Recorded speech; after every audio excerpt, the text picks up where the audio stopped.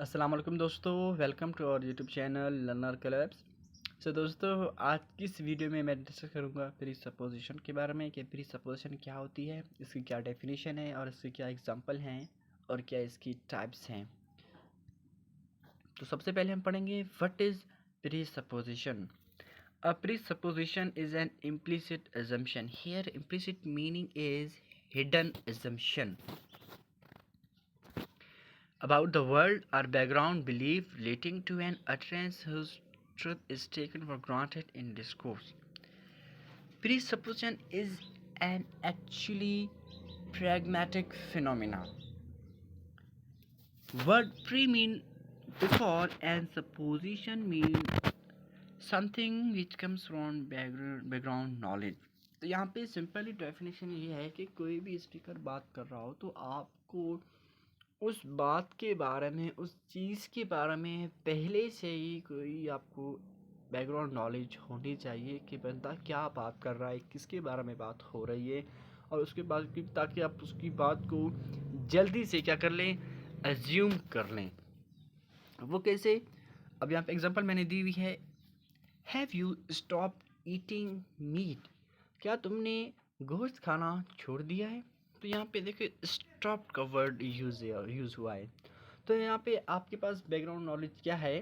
तो आपके पास background knowledge ये होनी चाहिए कि अब इस बंदे से पूछा जा रहा है कि क्या तुमने गोश्त खाना छोड़ दिया। इट्स मीन कि वो पहले गोश्त खाया करता था लेकिन अब जो उसने छोड़ दिया है। तो यहाँ पे प्री सपोज कर स्टॉप यानी कि उसने जो गोश्त वो खाता था अब वो छोड़ दिया। तो ये आपने किस तरह से एज्यूम कर लिया? क्योंकि आपके पास बैकग्राउंड नॉलेज थी उस कॉन्टेक्स्ट के बारे में। It is not about the logic, ये किसी भी लॉजिक के बारे में नहीं होता, but implicit assumption. Negation of expression don't change, यानी यहाँ पे जो नेगेशन आपकी एक्सप्रेशन होगी तो उसकी भी जो प्रीसपोजिशन है वो चेंज नहीं होगी।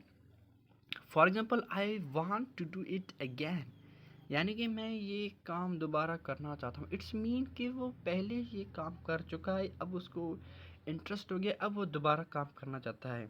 तो हम नेगेशन में जाते हैं, I don't to do it again. अब यहाँ पे वो क्या नेगेशन हो रही है? देखिए यहाँ पे इसकी प्री सपोजिशन चेंज नहीं हुई है, वही सेम का सेम है, I don't to do it again, यानी कि मैं ये चीज़ दोबारा करना नहीं चाहता। इट्स मीन कि वो पहले काम कर चुका है, अब वो दोबारा काम करना नहीं चाहता। तो चलिए अब हम इनकी एग्जांपल को देखते हैं, इनकी टाइप्स को देखते हैं।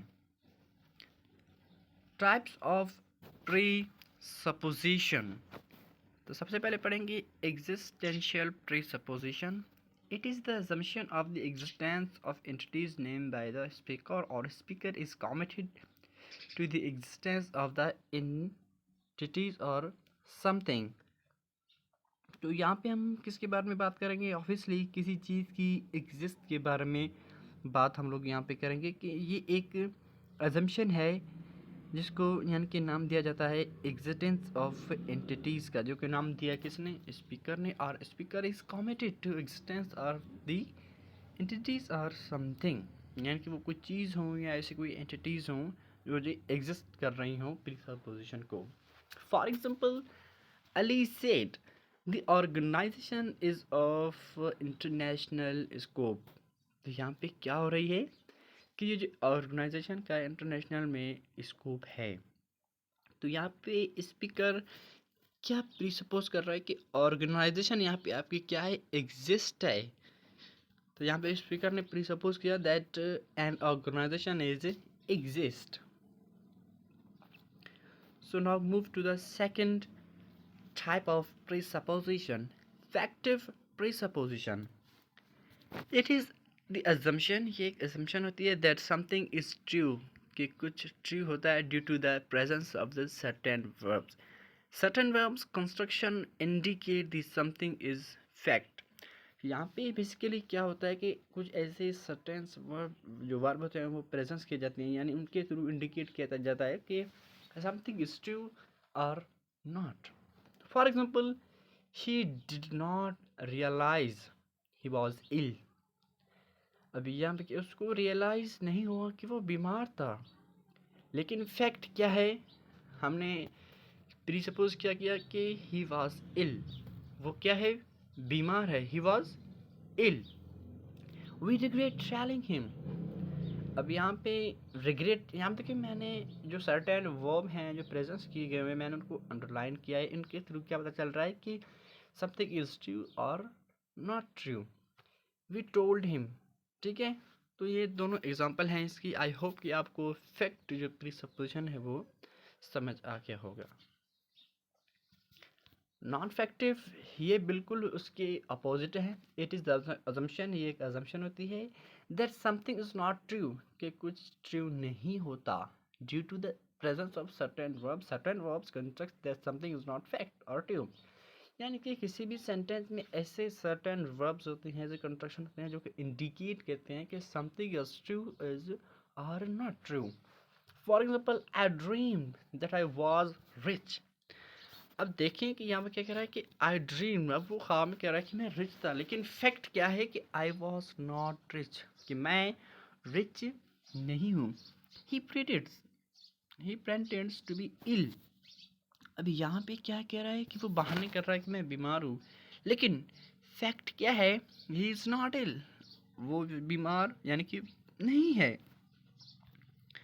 सो let's move to the fourth, lexical presupposition, the use of from with asserted meaning। asserted meaning, asserted का मानी है certain meaning is conventionally interpreted with the presupposition that an other non-asserted meaning is understood। यानी एक asserted meaning के साथ non asserted meaning ज़रूर होता है किसी भी मीनिंग को समझने के लिए।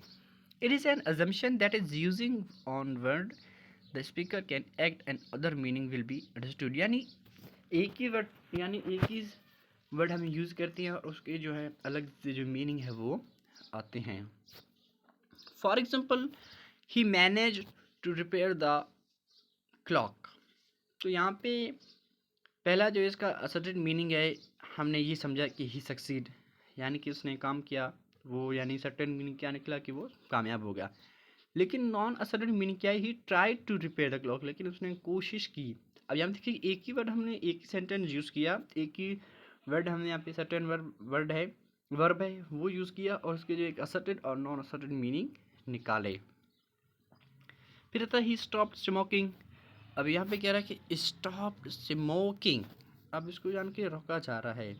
एक तो इसका असर्टेड मीनिंग क्या हुआ कि स्टॉप, जो स्टॉप्ड है वो इसका असर्टेड मीनिंग, और नॉन असर्टेड ये है कि ही यूज्ड टू स्मोक, यानी कि वो जो है स्मोक की इसको आदत थी, यानी वो स्मोक किया करता था। Structural presupposition, its presupposition which is associated with the use of certain word or phrase। ये एक एसोसिएटेड होती है जो कि यूज होती है सर्टेन वर्ड्स और फ्रेज में। It presuppose that part of structure is already assume to be true. यहाँ पे पार्ट ऑफ जो स्ट्रक्चर होता है वो ऑलरेडी अज्यूम किया जाता है कि वो ट्रू है कि नहीं। इसमें ज़्यादा से ज़्यादा WH क्वेश्चन जो हैं वो बिगिन में डाल दिया जाते हैं। For example, then did he leave, यानी उसने कब छोड़ा। अब यहाँ पे प्री सपोज किया ही लिफ्ट, इसका मतलब ये है कि उसने छोड़ा। अब यहाँ पे बताया जा रहा है कि उसने कब छोड़ा। What is you trying to sell, यानी तुम क्या बेचना चाहते हो। हम उससे क्या कर रहे हैं, पूछ रहे हैं। प्री सपोज क्या कर रहे हैं, शी आस्क्ड, अब वो उससे पूछ रहे कि तुम क्या बेचने की कोशिश कर रहे हो। So last one is counterfactual presupposition, it is assumption that what is, यहाँ पे सॉरी वाट की एग्जांपल मैंने करेक्ट कर देता हूँ, sorry, it is assumption that what, यहाँ पे टी आएगा basically, what is presuppose is not only true but is the opposite of what is true. Contrary to fact, यहाँ पे क्या होता है कि एक अजम्पशन होती है दैट प्री सपोज, जो प्री सपोज कर रहे हैं वो कभी कभार ट्रू नहीं भी होती, और उसके अपोजिट होती है प्री सपोज के, कॉन्ट्ररी टू फैक्ट के अपोजिट होती है। इसमें ज़्यादा से ज़्यादा कंडीशनल स्ट्रक्चर यानी कि इफ़ आता है at the time of utterance. It is not true कि वो ट्रू है या नहीं है। For example, if I were not, sorry यहाँ पे मैंने आई नहीं दिया। इफ़ आई वर नॉट इल, तो यहाँ पे क्या बोल रहा है कि इफ़ आई वर नॉट इल। तो ये कंडीशनल सेंटेंस में, इस स्ट्रक्चर में हम लोग बेसिकली अपने जो डिज़ायर्स होते हैं, जो फीलिंग्स होती हैं, वो हम लोग बता देते हैं। अब यहाँ पे क्या कह रहा है कि इफ़ आई वॉरंट इल, यानी कि मैं बीमार ना होता, लेकिन फैक्ट क्या है कि वो जो है बीमार था। क्या था? बीमार था ना। If I had enough money, अगर मेरे पास इनफ मनी होता, अगर मेरे पास पैसा होता है, I would by that house, मैं जो वो घर है ख़रीद लेता। लेकिन यहाँ पे प्री सपोज क्या कर रहा है, यहाँ पे फैक्ट क्या है कि I don't have enough money, कि मेरे पास जो है इतने पैसे नहीं हैं। मैं सिर्फ बता रहा हूँ कि, लेकिन देखिए कि यहाँ पे काउंटर फैक्चुअल में हमने जो है कंडीशनल स्ट्रक्चर को यूज़ करना चाहते हैं, जिसमें हमने अपनी पर्सनल डिज़ायर्स के, होप्स के बारे में हम लोग बता देते हैं। हमारी जो विशेज़ होती हैं, जो होप्स होती हैं, जो डिज़ायर्स होती हैं, लेकिन फैक्ट ये होता है कि वो सच नहीं हो। तो यहाँ पे भी यही है कि यहाँ पे पहले एग्जांपल मैं आपको दोबारा समझाता हूँ।